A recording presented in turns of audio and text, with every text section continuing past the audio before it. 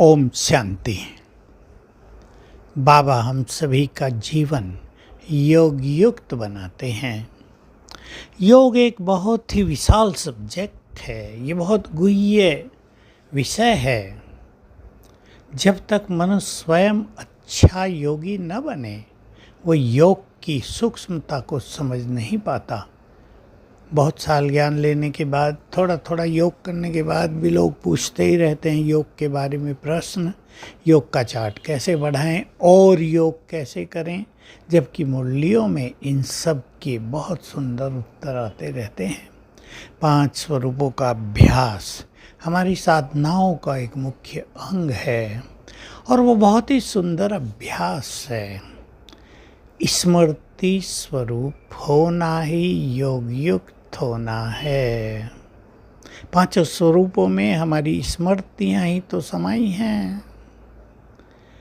स्मृतियों को याद रखेंगे। स्मृति का अर्थ होता है जो कुछ बाबा ने हमें याद दिलाया है उसे हम याद रखेंगे तो मन भी शांत होगा, एकाग्रता बढ़ेगी, योग युक्त जीवन बनता जाएगा, संस्कार बदलते जाएंगे, मन श्रेष्ठ होता जाएगा, विचार महान होते जाएंगे, बुद्धि स्वच्छ होती जाएगी।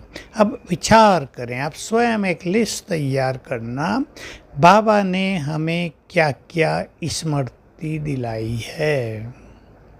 उसने पहले तो याद दिलाया तुम हो कौन और समझ अपने को क्या रहे थे।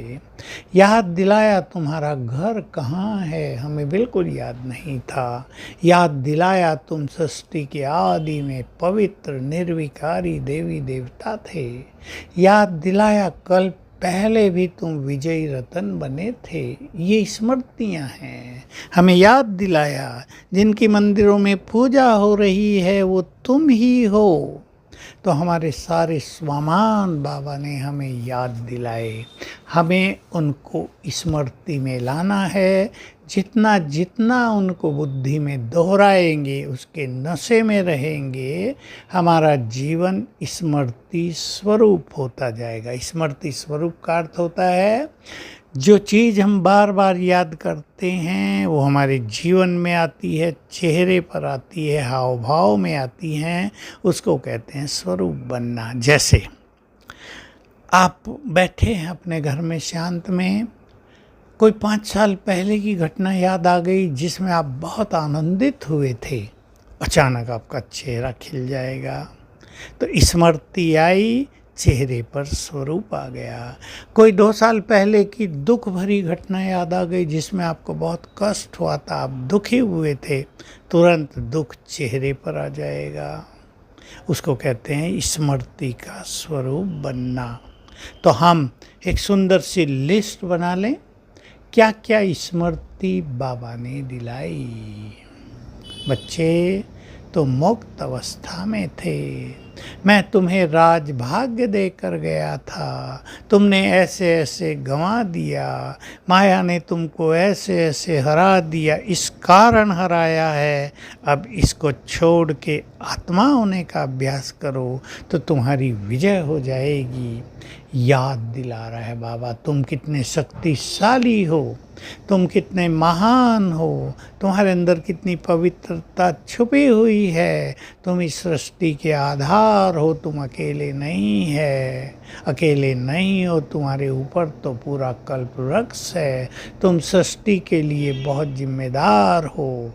जितने जितने हीरो पार्ट चारों युगों में बजाए गए हैं वो भी तुम्हारे द्वारा ही बजाए गए हैं।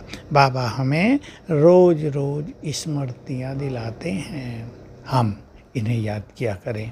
सार में अगर समझें तो 5 स्वरूपों का अभ्यास और भिन्न भिन्न स्वमानों का अभ्यास ही तरीका है स्मृति स्वरूप होने का। बाबा की स्मृति वो अलग सब्जेक्ट है, लेकिन हमारे बारे में जो कुछ उसने स्मृति दिलाई उसको भी हम याद करेंगे तो स्मृति स्वरूप होना ही योग युक्त होना है। स्मृति से हमारा नशा भी बहुत श्रेष्ठ हो जाता है, हमारा अहंकार भी चला जाता है, हमें अपने कर्तव्यों की, जिम्मेदारियों की रियलाइजेशन भी हो जाती है। तो लिस्ट बनाएंगे, उनको याद करेंगे तो स्थिति महान बनती जाएगी। ओम शांति।